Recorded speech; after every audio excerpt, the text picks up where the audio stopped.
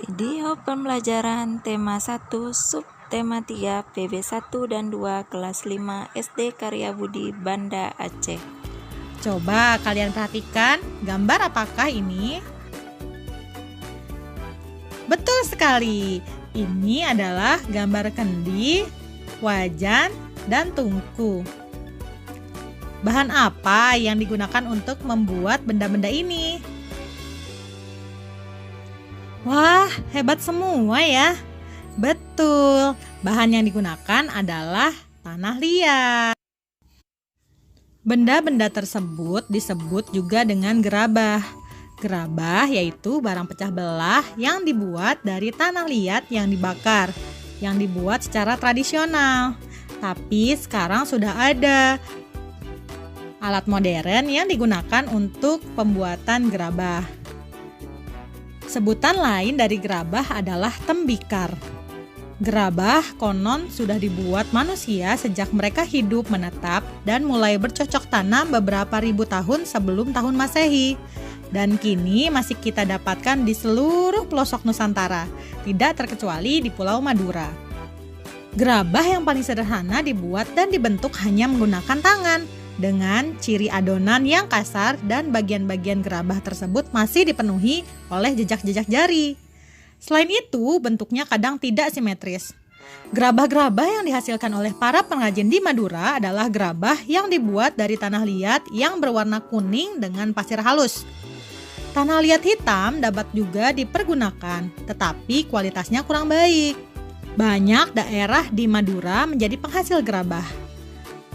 Di antara daerah-daerah tersebut yang sangat terkenal adalah Karangpenang, Sampang, dan Andulang, Sumeneb. Kedua daerah tersebut memproduksi gerabah dalam bentuk genteng. Di antara daerah-daerah penghasil gerabah tersebut ada semacam perjanjian kerja untuk membuat barang-barang yang sudah ditentukan secara turun-temurun atau spesialisasi. Dengan spesialisasi ini, persaingan dapat dicegah. Peralatan pengrajin gerabah Madura adalah alat-alat tradisional yang tidak jauh bedanya dengan yang sudah digunakan pada zaman prasejarah. Alat-alat umum adalah cangkul, linggis, ember, dan alat-alat khusus. Proses pembuatan gerabah dilakukan dengan tahapan-tahapan yang harus dilakukan secara berurutan, yaitu mulai dari menyiapkan bahan berupa tanah liat, mengaduk tanah liat dengan dicampur air. Setelah jadi adonan, diambil perbongkahan untuk dibuat bentuk kasar. Dengan menggunakan kain pangelet, bibir atau pinggiran bongkahan dibentuk sehingga bulat melingkar. Bila yang dibuat sejenis periuk, maka ketika pinggiran atau bibir sudah jadi, lalu diangin-anginkan. Baru kemudian membuat bagian perut yang terpisah dengan bibir. Kemudian setelah jadi perut dan bibir disambung dan diperhalus. Bila yang dibuat bertelinga atau bertangkai, maka dibuatkan telinga atau tangkai untuk kemudian ditempelkan atau digabungkan dan diperhalus. Setelah halus dan diteliti kesempurnaannya, kemudian dijemur atau dibakar hingga benar-benar kering. Langkah terakhir setelah kering adalah dibersihkan. Namun untuk beberapa daerah ada yang masih menyempurnakannya dengan cat yang berasal dari lumpur. Keberadaan pengrajin gerabah di Madura ini banyak memberikan manfaat, baik untuk pengrajin, pemakai, maupun masyarakat umum. Pemakai gerabah Madura memperoleh banyak keuntungan seperti harganya murah, anti karat, mudah dibersihkan, dan mengurangi polusi. Di samping itu juga dapat menyerap banyak tenaga kerja. Meski gerabah masih tetap dipakai dan diproduksi, tetapi dalam perkembangannya dihadapkan dengan produk-produk modern. Produk-produk modern tersebut tidak hanya proses pembuatannya yang modern, tapi juga menggunakan bahan-bahan yang lebih praktis dan lebih tahan lama, seperti plastik, karet, besi, dan aluminium.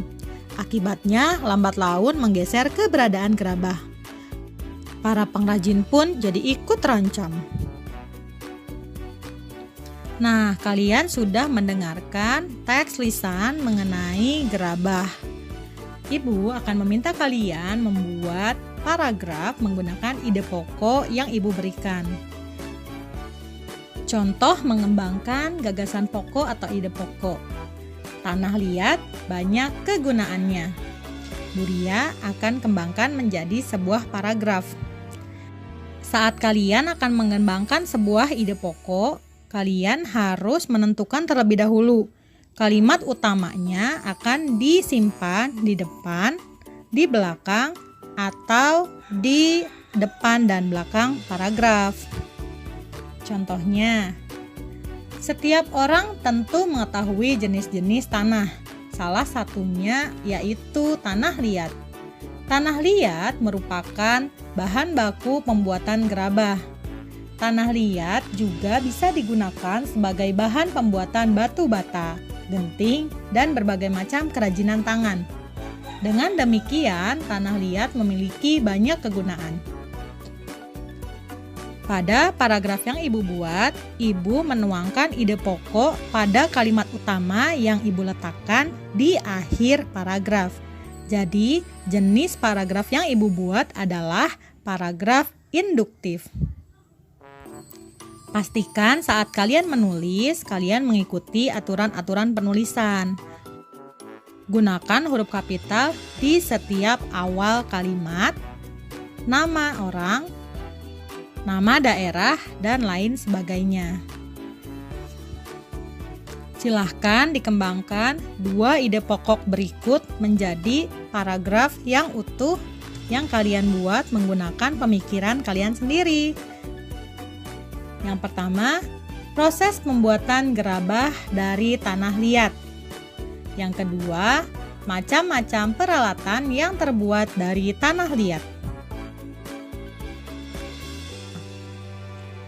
Kita memanfaatkan organ gerak untuk melakukan berbagai aktivitas. Salah satu aktivitas yang memanfaatkan organ gerak yaitu pembuatan gerabah.